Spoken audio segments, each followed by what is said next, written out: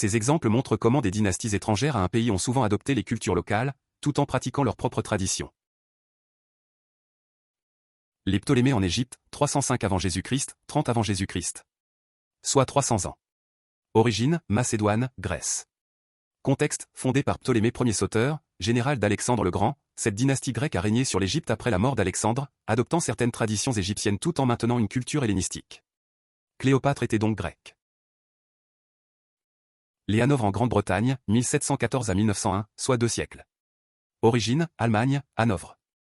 Contexte, la maison de Hanovre, issue de la noblesse allemande, a accédé au trône britannique avec Georges Ier, en raison des liens dynastiques et de l'absence d'héritiers catholiques dans la maison de Stuart.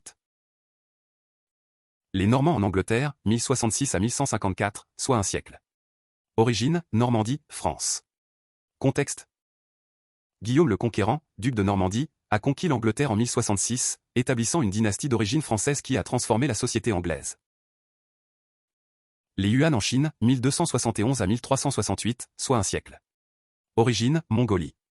Contexte, fondé par Kubilai Khan, petit-fils de Gengis Khan, la dynastie Yuan a imposé un règne mongol sur la Chine, intégrant des éléments de l'administration chinoise tout en restant distincte culturellement.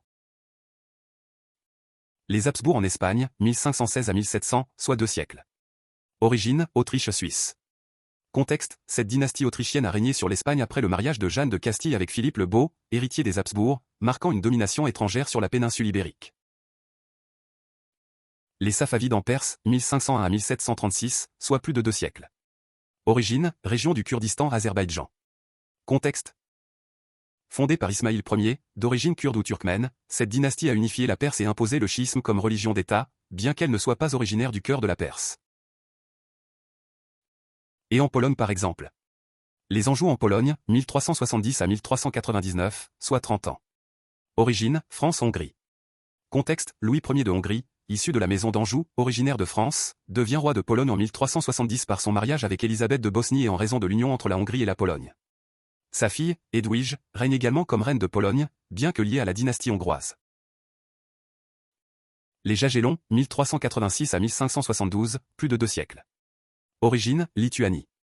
Contexte, bien que la dynastie Jagiellon soit devenue emblématique en Pologne, elle est originaire de Lituanie, fondée par Władysław II, Jagiello, duc de Lituanie, qui devient roi de Pologne par son mariage avec Edwige d'Anjou, française. Cette dynastie a créé l'union de Pologne-Lituanie, mais son origine lituanienne en fait un cas de gouvernance étrangère à l'origine.